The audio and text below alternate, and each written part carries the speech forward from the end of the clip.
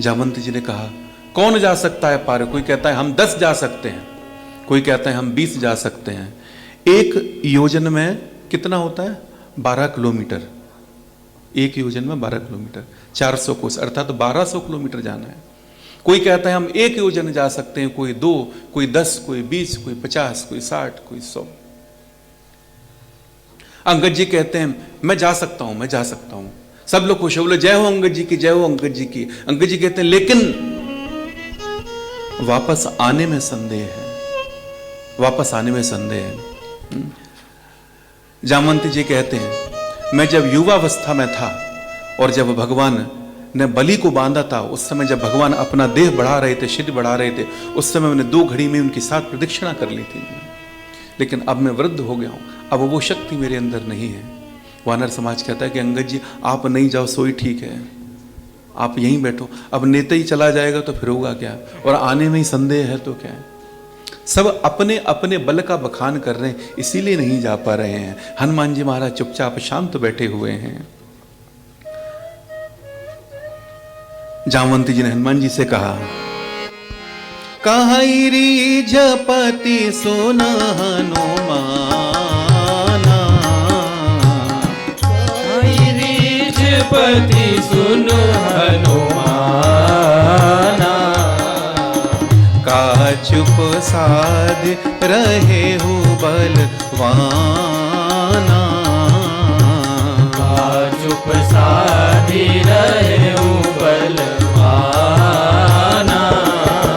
पवन तनय बल पवन समाना, पवन तनय बल पवन समाना, बुद्धि विवेक विज्ञान निधाना, बुद्धि विवेक विज्ञान निधाना। कवन सुकाज कठिन जग माही, कवन सुकाज कठिन जग माही, जो नहीं होए तात तुम पाई, जो नहीं होए तात तुम पाई। राम काज लगी तब अवतारा, राम काज लगी तब अवतारा। सुनतई भयहु पर्वताकारा, सुनतई भयहु पर्वताकारा। कनक बरन तन तेज बिराजा, कनक बरन तन तेज बिराजा। मानहु अपर गिरिन कर राजा, मानहु अपर गिरिन कर राजा। सिंहनाद करि बारहि बारा, सिंहनाद करि बारहि बारा। लीलहि नागहु जल निधिखारा, लीलहि नागहु जल निधिखारा। सहित सहाय रावण ही मारी, सहित सहाय रावण ही मारी। आनऊ या त्रिकूटव पारी, आनऊ या त्रिकूटव पारी। जामवंत मैं पूछऊं तो ही, जामवंत मैं पूछऊं तो ही। उचित सिखावन दीजहु मोही, उचित सिखावन दीजहु मोही। और जब हनुमान जी ने सुना कि राम जी का कार्य है तो विशाल शरीर धारण कर लिया, बड़े हो गए बिल्कुल, और बोले जामवंत जी बताइए क्या करना है? आप कहो तो त्रिकूट पर्वत को ही उठा लाऊं मैं। जामवंत जी आप बताइए। अब यही हनुमान जी की बुद्धिमता है कि जोश में तो है लेकिन होश में है। कितना करना है जामवंत जी आप बताइए, आप बताइए। जामवंत जी कहते हैं इतना करहूं तात तुम जाई, इतना करहूं तात तुम जाई। सीत ही देख कहो सुधि आई, सीत ही देख कहो सुधि आई। तब निज भुज बल राजीव नैना, तब निज भुज बल राजीव नैना। कौतुक लागी संग कपि सेना, कौतुक लागी संग कपि सेना। जामवंत जी कहते हैं हनुमान जी आप जाकर के इतना कीजिए कि बस सीता जी को देख करके लौट आइए, उनकी खबर ला करके कह दीजिए। फिर कमल नयन श्री राम जी अपने बाहुबल से ही राक्षसों का संहार करेंगे, सीता जी को लेकर के आएंगे। और खेल के लिए ही, यद्यपि उनको किसी की आवश्यकता नहीं है, लेकिन खेल के लिए वानरों की सेना को अर्थात हमको साथ में लेंगे। और आगे गोस्वामी जी लिखते हैं जामवंत के वचन सुहाए, जामवंत के वचन सुहाए। सुनि हनुमंत हृदय अति भाए, हनुमंत हृदय अति भाए। तब लगी मोहि परिख्यूं तुम भाई। तब लगी मोहि परिख्यूं तुम भाई। सही दुख कंद मूल फल खाई। सही दुख कंद मूल फल खाई। जब लगी आवो सीतहि देखी। जब लगी आवो सीतहि देखी। होहि काज मोहे हर्ष बिसेखी। होहि काज मोहि हर्ष बिसेखी। यह कही नाई सबनि कहूँ माथा। यह कही नाई सबनि कहूँ माथा। चले हर्षि धरि रघुनाथा। चले हर्षि धरि रघुनाथा। जामवंत जी से मार्गदर्शन लेने के बाद हनुमान जी महाराज अत्यंत प्रसन्न होकर के राम काज के लिए आगे बढ़े हैं। और यहां पर सूत्र यह है कि जिस कार्य को करते समय अगर मन में हर्ष है तो उस कार्य के पूरे होने में संदेह नहीं है। अगर मन में हर्ष है कार्य शुरू करते वक्त तो वो कार्य अवश्य ही पूरा होगा। तो मन में पूरे उत्साह के साथ काम किया जाए जीवन में, ताकि वो काम सफलता तक पहुंचे। हनुमान जी महाराज आगे बढ़ते हैं। सिंधु तीर एक भूधर सुंदर। सिंधु तीर एक भूधर सुंदर। कौतुक कूद चढ़े उताऊ पर। कौतुक कूद चढ़े उताऊ पर। बार बार रघुवीर संभारी। बार बार रघुवीर संभारी। कर के उपवन तनय बल भारी। कर के उपवन तनय बल भारी। हनुमान जी महाराज एक सुंदर नामक पर्वत पर चढ़ गए और पर्वत पर चढ़ के कहने लगे, बोले जय श्री राम, जय श्री राम, जय श्री राम, जय श्री राम।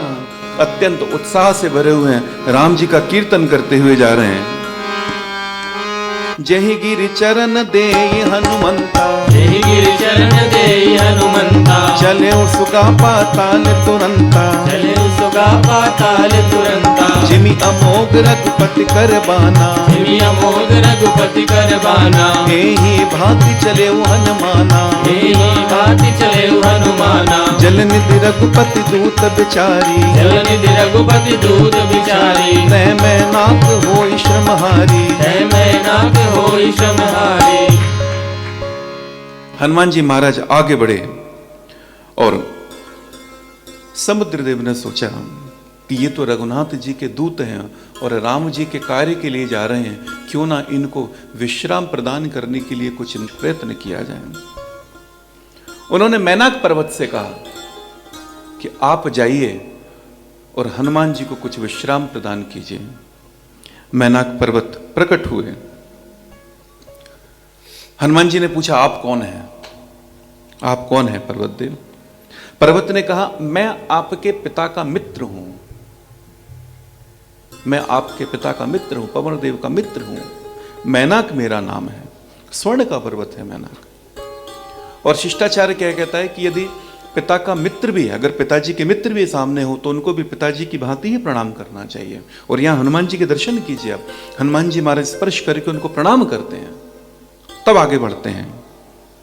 और हनुमान जी महाराज ने उनको प्रणाम किया और आगे बढ़े। हनुमान ते ही परसा कर। हनुमान ते ही परसा कर पुन की न प्रणाम। राम काज कीने बिनु मोहि कहाँ विश्राम। हनुमान जी महाराज ने उनको हाथ से छू दिया और कहने लगे, मैं राम काज के लिए निकला हूं और जब तक राम काज नहीं कर लूंगा मैं किसी भी तरह का विश्राम नहीं लूंगा। राम काज के लिए अगर आप जीवन में निकले हैं तो वहां पर विश्राम नहीं लेना चाहिए। हनुमान जी महाराज ये कहना चाहते हैं। आज हमारे समाज में भी कई संत हैं जिनको हम देखते हैं कि इतनी आयु की अवस्था हो गई है फिर भी सत्कर्म में लगे हुए हैं, क्योंकि उनको मालूम है हम राम जी के कार्य में लगे हुए हैं।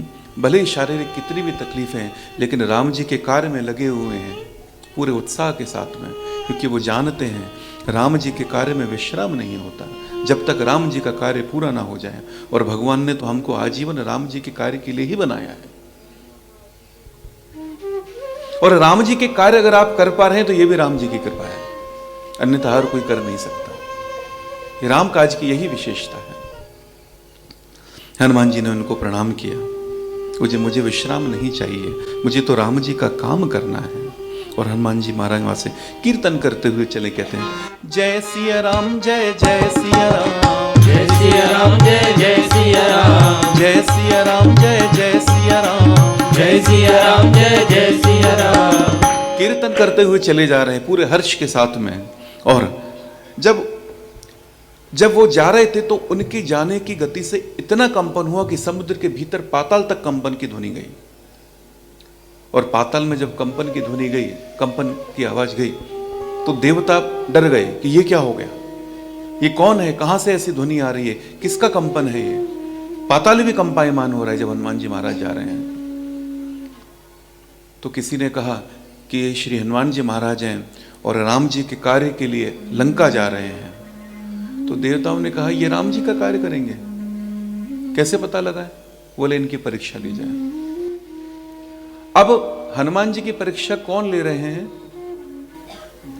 जिनको स्वयं पर ही संदेह है, जो स्वयं विफल है, जो खुद छिप छिप करके भाग रहे हैं, रावण से मार खा कर के भाग रहे हैं, छुपे बैठे हैं, वो ले रहे हैं परीक्षा किसकी? हनुमान जी महाराज की। तो देवताओं ने कहा सुरसा नाम की राक्षसी को, कहा कि सुरसा देवी आप जाइए और आप जाकर के हनुमान जी महाराज की परीक्षा लीजिए और देखिए ये राम जी का कार्य करने लायक है भी या नहीं है। और जैसे ही उनको आदेश मिला सुरसा चल पड़ी परीक्षा लेने के लिए। सुरसा नाम अहिन कई माता, सुरसा नाम अहिन कई माता, पठई आई कहीं तई बाता, पढ़े आई कहीं तई बाता। सुरसा चली जा रही है और हनुमान जी महाराज के सामने पहुंच के जाकर के बोले मैं तो खाऊंगी, मैं तो खाऊंगी, मैं तो खाऊंगी। हनुमान जी हमारे जो कि अरे ये कौन है? बोले मैं तो खाऊंगी, मैं तुमको खाऊंगी। हनुमान जी महाराज कहने लगे कि मैं तो राम जी के कार्य के लिए जा रहा हूं, मैं लौट के आ जाऊं फिर आप खा लेना। नहीं मैं तो खाऊंगी। और क्या कहती? बोले आज सुरन मोहि दीन आहारा, आज सुरन मोहि दीन आहारा, सुनत बचन कह पवन कुमारा, सुनत बचन कह पवन कुमारा। हनुमान जी महाराज विनती करते हैं। हनुमान जी महाराज क्या विनती कर रहे हैं? राम काजो करि फिर मैं आवऊं, राम काजु करि फिर मैं आवऊं, सीता कई सुधि प्रभु ही सुनावऊं, सीता कई सुधि प्रभु ही सुनावऊं। हनुमान जी महाराज विनय कर रहे हैं कि मैं राम जी के कार्य के लिए निकला हूं, मां जानकी जी की खबर लेकर के आ जाऊं, उसके बाद आप खा लेना। लेकिन बोले नहीं मैं तो खाऊंगी, नहीं माने। तो हनुमान जी महाराज ने कहा चलो ठीक है, आप खाना चाहती तो आप खाइए। फिर क्या होगा देखिए। जो जन भरते ही बदन पसारा, जो जन भरते ही बदन पसारा, कपितन कीन दुगुन विस्तारा, कपितन कीन दुगुन विस्तारा। सोरह जो जन मुख तई ठयऊ, सोरह जो जन मुख तई ठयऊ, तुरत पवन सुत 32 भयऊ, तुरत पवन सुत 32 भयऊ। जस जस सुरसा बदन बढ़ावा, जस जस सुरसा बदन बढ़ावा, तासु दोन कपि रूप दिखावा, तासु दोन कपि रूप दिखावा। सत जो जन तई आनन कीना, सत जो जन तई आनन कीना, अति लघु रूप पवन सुत लीना, अति लघु रूप पवन सुत लीना, बदन पैठ पुनि बाहिर आवा, बदन पैठ पुनि बाहिर आवा, मांगा वेदा ताहि सिर नावा, मांगा विधाता ही सिर नावा। हनुमान जी महाराज ने कहा ठीक है आप मुझे खाइए। तो जो सुरसा का जो आकार था हनुमान जी महाराज उससे दुगने हो गए। अब सुरसा भी अपना आकार बढ़ाती जा रही है, उससे दूने हनुमान जी महाराज बढ़ते जा रहे हैं। यहाँ 10 तो यहाँ 20, यहाँ 8 तो यहाँ 16, यहाँ 16 तो यहाँ 32, ऐसे 100 योजन तक का विस्तार सुरसा ने किया। हनुमान जी महाराज ने कहा बोले ये तो प्रतिस्पर्धा हो रही है, कंपटीशन हो रहा है ये तो आकार बढ़ाने का। और हनुमान जी महाराज यहाँ संकेत देना चाहते हैं कि प्रतिस्पर्धा से राम काज नहीं किया जा सकता। राम जी का काज आप प्रतिस्पर्धा से नहीं कर सकते, तो फिर सूत्र क्या है, कैसे कर सकते हैं? कि बोले छोटा बन करके कर सकते हो। राम जी का कार्य वही कर सकता है जो छोटा बनना जानता है, दूसरों को बड़प्पन देना जानता है, वही राम जी का कार्य कर सकता है। सुरसा ने मुख खोला, हनुमान जी महाराज बढ़ गए। किसी ने कहा बोले एक बात बताओ, सुरसा ने जब मुंह खोला और हनुमान जी महाराज अंदर गए मुंह के, तो सुरसा ने मुंह बंद क्यों नहीं किया?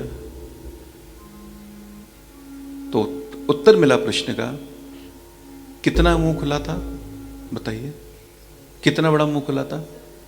7 योजन, 100 योजन का मुख है। अब 100 योजन कितना हुआ? 1200 किलोमीटर। हाँ, अब 1200 किलोमीटर का मुंह खुला है, बंद होने में टाइम तो लगेगा, लगेगा कि नहीं लगेगा? और आधे घंटे तक हनुमान जी महाराज सुरसा के मुख में प्रवेश करते हैं, चक्कर लगाते हैं, बाहर निकल के आ जाते हैं, और बाहर आकर के हाथ जोड़ करके खड़े हो जाते हैं और बोलते हैं माता, बोले अब तो तुम्हारा मेरा संबंध बदल गया, मैं तो आपके पेट में से निकल के आया हूं, इस नाते आप मेरी माता हुई, मैं आपका पुत्र हूं, अब तो मुझे जाने दो।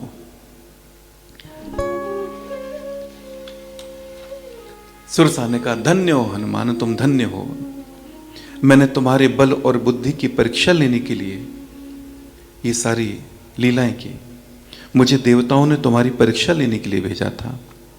और सुरसा ने हनुमान जी को आशीर्वाद दिया। सुरसा जी कहती हैं, राम का जो सब करिहूं, तुम सब प्रकार से राम जी के कार्य करोगे, तुम बल बुद्धि निधान, तुम तो बल और बुद्धि के निधान हो। आशीष दे गई सो हर्ष चले हनुमान, और हनुमान जी को आशीर्वाद दिया, और हनुमान जी वहां से आगे बढ़ते हैं कीर्तन करते हुए, जय सिया राम जय जय सिया राम, जय सिया राम जय जय सिया राम, जय सिया राम जय जय सिया राम, जय सिया राम जय जय सिया राम, जय सिया राम जय जय सिया राम, जय सिया राम जय जय सिया राम। और जब हनुमान जी महाराज समुद्र के ऊपर से जा रहे थे, तो वहां पर एक और राक्षसी थी जिसका नाम था सिंह का। ये सिंह का क्या करती थी कि जो समुद्र के ऊपर से जो भी पक्षी जीव जंतु उड़ते हुए जाते थे, उनकी परछाई को पकड़ लेती थी, और परछाई पकड़कर खींच लेती थी और उनको खा जाती थी। हनुमान जी महाराज समझ गए, और ये छल उसने हनुमान जी महाराज के साथ भी किया। हनुमान जी महाराज समझ गए कि ये परीक्षा लेने वाली नहीं है, ये तो खाने वाली है। पहले परीक्षा लेने के लिए आई थी, अब ये तो मेरे को खाना चाहती हैं। तो परीक्षा जो लेने आई थी उनके लिए अलग प्रकार का व्यवहार, और जो खाने के लिए आई थी उनके लिए अलग प्रकार का व्यवहार। हनुमान जी महाराज क्या करते हैं, हनुमान जी महाराज नीचे उतरे, अपना आकार बढ़ाया और एक मुष्टिका का प्रहार किया, उसके ऊपर जोर से प्रहार किया। अब तो भैया मुष्टिका के प्रहार से तो वो सिंह का वहीं समाप्त हो गई। जो परीक्षा लेने के लिए आई थी उसके लिए वैसा अलग व्यवहार किया, और जो खाने के लिए आई थी अर्थात राम जी के कार्य में वास्तव में विघ्न डालने के लिए आई थी, उसको तो समाप्त ही कर दिया, समाप्त कर दिया। ताही मारे मारुत सुत बीरा, बारिधि पार गयो मत धीरा। सिंह का को मारकर श्री हनुमान जी महाराज त्रिकूट पर्वत के एक शिखर पर जाकर पहुंचे और लंका को देखते हैं ध्यान से। बहुत बड़ी लंका है। क्या देखते हैं कि चारों तरफ रखवारे ही रखवारे हैं, सैनिक ही सैनिक हैं। और निर्णय लिया कि दिन में जाना उचित नहीं है, संध्या के समय जब अंधेरा होगा तब छोटा बन करके मैं प्रवेश करूंगा, छोटा बन करके प्रवेश करूंगा। अब क्या कारण था कि हनुमान जी महाराज छोटा बन करके जा रहे हैं?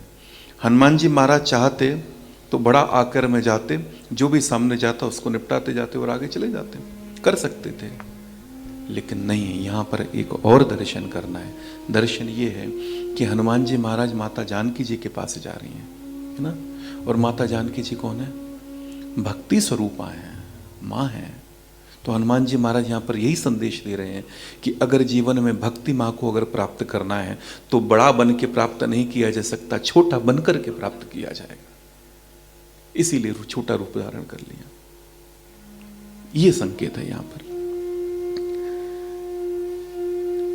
देखा उन्होंने कि पुर रखवारे देखी बहु, कपि मन की न विचार, अति लघु रूप धरऊ निसी, नगर करो पैसार।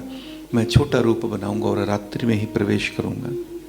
मचक समान अर्थात छोटे आकार, बिल्ली के समान जो बच्चा होता है उस आकार के। हनुमान जी महाराज का वानर का रूप है लेकिन आकार छोटा हो गया। लेकिन मनी मन कीर्तन करते हुए चले जा रहे हैं बोले, जय सिया राम जय जय सिया राम, जय सिया राम जय जय सिया राम, जय सिया राम जय जय सिया राम, जय सिया राम जय जय सिया राम। मसक समान रूप कपिधारी, मस्तक समान रूप कपिधारी, लंकई चले वो सुमिर नर हरि, लंकई चले सुमिर नर हरि। नाम लंकिनी एक निश्चरी, नाम लंकिनी एक निशिचरी, सो कह चल सी मोहि निंदरी, सो कह चले मोहि निंदरी। जान ही नहीं मरम सठ मोरा, जाने नहीं मरम सट मोरा, मोर आहार जहां लग चोरा। मोर आहार जहां लग चोरा। और जैसे ही लंका के द्वार पर पहुंचे, लंका के द्वार पर लंकनी नाम की एक राक्षसी खड़ी हुई थी प्रहरे में। उसने हनुमान जी को रोका, बोले कौन? चोर कहां जाता है चोरी करने के लिए? चोर? हनुमान जी महाराज कहते हैं चोर, सबसे बड़ा चोर तेरी लंका में बैठा हुआ है। लंकनी कहती है जो भी यहां पर चोरी करने के लिए आता है मैं उसको खा जाता हूं। हनुमान जी महाराज कहते हैं तो पहले अंदर वाले को पकड़ना जाके, इतनी बड़ी चोरी करके बैठा हुआ है।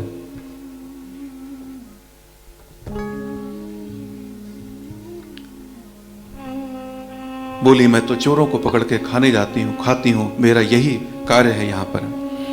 हनुमान जी महाराज ने देखा, बोले इसका भी ट्रीटमेंट करना पड़ेगा, इसको भी ऐसे समझ में नहीं आया। हनुमान जी महाराज ने बहुत विनय किया लेकिन नहीं। तो हनुमान जी महाराज ने अपना आकार बढ़ाया और आकार बढ़ा करके अपनी मुष्टिका का एक प्रहार किया। और जैसे ही मुष्टिका का प्रहार किया, बाबा लिखते हैं मुटिका एक महाकपिहानी, मुटिका एक महाकपिहानी, रुद्र बमत धरनी धनमनी, रुद्र बमत धरनी धनमनी। पुनि संहार उठी सोलंका, पुनि संहार उठी सोलंका। जोरि पानी कर विनय सशंका, जोरि पानी कर विनय सशंका। जब रावण ही ब्रह्म बर दीना, जब रावण ही ब्रह्म बर दीना। चलत बिरंच कहा मुँह चीना, चलत बिरंच कहा मुँह चीना। बिकल होश के कपि के मारे, बिकल होश के कपि के मारे। तब जाने सुनिश्चर संघारे, तब जाने सुनिश्चर संघारे। तात मोर अति पुण्य बहुता, तात मोर अति पुण्य बहुता। देखूं नयन राम के दूता, देखूं नयन राम कर दूता। और जैसे ही मुष्टिका का प्रहार हुआ, रुद्र वमन अर्थात रक्त की उल्टी उसने की, उसके मुंह से रक्त निकला और हनुमान जी महाराज के सामने हाथ जोड़ करके खड़ी होगी। बोले आनंद आ गया, बोले आज तो सत्संग की प्राप्ति हो गई। हनुमान जी महाराज ने कहा क्या हुआ? बोले कि आज मैं समझ गई कि अब निशाचरों का अंत निकट आ गया। मुझे वरदान था कि जब राम जी का भक्त मुष्टिका का प्रहार करेगा और जब तुम्हारे मुंह से रुधिर निकलेगा तब समझना कि इन निशाचरों का अंत निकट आ गया है। और आगे बोलती है वो, तात स्वर्ग अपवर्ग सुख धरिय तुला एक अंग। एक तरफ तो स्वर्ग का सुख रख दिया जाए और दूसरी तरफ तुलना ताहि सकल मिली जो सुख लव सत्संग। और एक तरफ सत्संग रख दिया जाए तो सत्संग की तुलना उससे नहीं की जा सकती। मुझे आज सत्संग की प्राप्ति हो गई, मुझे राम जी के दूत का दर्शन हो गया, सत्संग मिल गया मुझे। लंकनी ने कहा हनुमान जी महाराज से, प्रभसी नगर की जय सब काजा, प्रभसी नगर की जय सब काजा। हृदय राखी कौशलपुर राजा, हृदय राखी कौशलपुर राजा। गरल सुधार पुकरहि मिताई, गरल सुधार पुकरहि मिताई। गोपत सिंधु अनल सितलाई, गोपद सिंधु अनल सितलाई। गरुण सुमेरे रेणु समताई, गरुड़ सुमेर रेणु समताई। राम कृपा करि चितवा जाहि। राम कृपा करे। और हनुमान जी महाराज चले, अति लघु रूप धरे हनुमाना। वापस से वही छोटा हनुमान बना लिया, वही छोटा सा रूप धर करके हनुमान जी महाराज चले। अति लघु रूप धरे हनुमाना, अति लघु रूप धरे हनुमाना। बैठा नगर सुमिर भगवाना, बैठा नगर सुमिर भगवाना। मंदिर मंदिर प्रतिकर शोधा, मंदिर मंदिर प्रतिकर शोधा। देखे जहत अगणित जोधा, देखे जयत अगणित जोधा। गयो दसानन मंदिर माही, गयो दसानन मंदिर माही। अति विचित्र कही जात सुनाही, अति विचित्र कही जात सुनाही। शयन किए देखा कपितेहि, शयन किए देखा कपितेहि। मंदिर महु न दीख वैदेही, मंदिर महु न दीख वैदेही। भवन एक पुनि दीख सुहावा, भवन एक पुनि दीख सुहावा।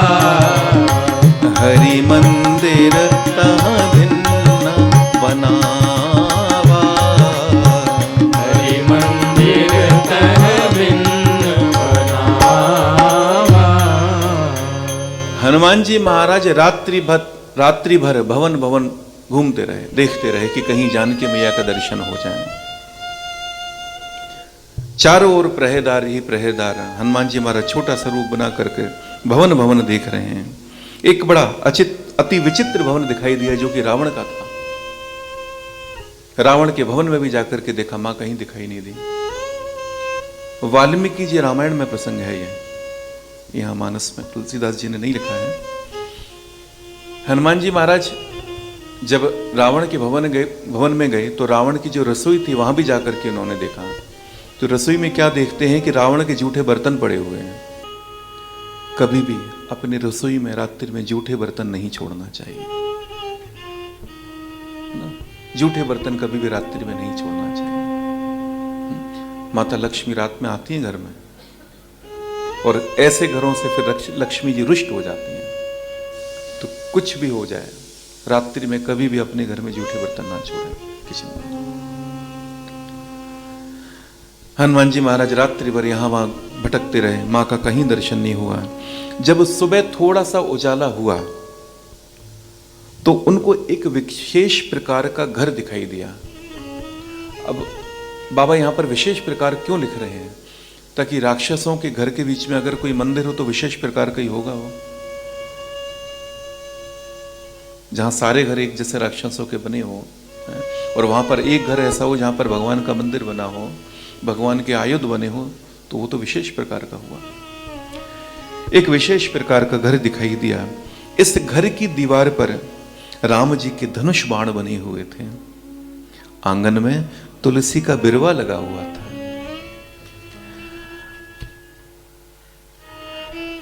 हनुमान जी महाराज समझ गए कि ये तो किसी भक्त का घर है, मेरे भगवान के भक्त का घर है।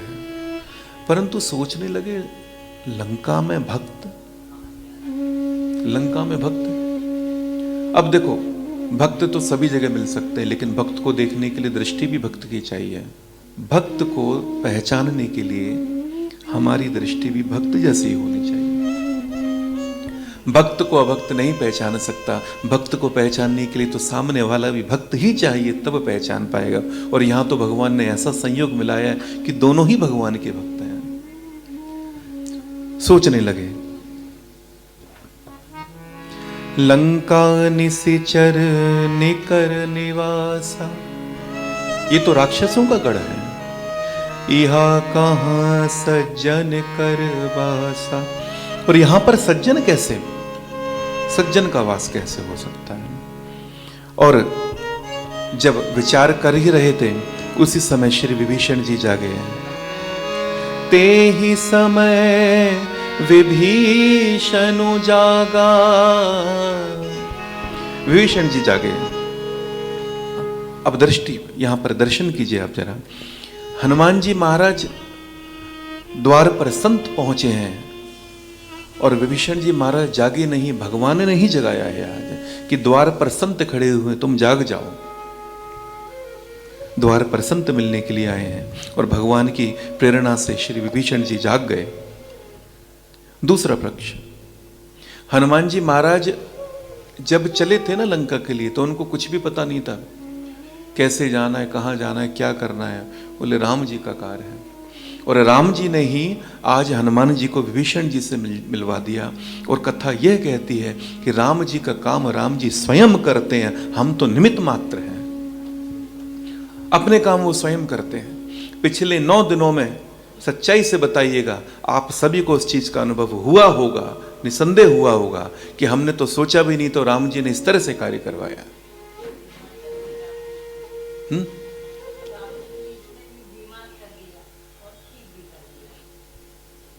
तो ये राम जी की कृपा है कि समस्त प्रकार की परिस्थितियों में अगर भक्त को संभाले रखा है, तो वो मेरे राघव जी ही हैं, मेरे राम हैं। विभीषण जी महाराज जगे और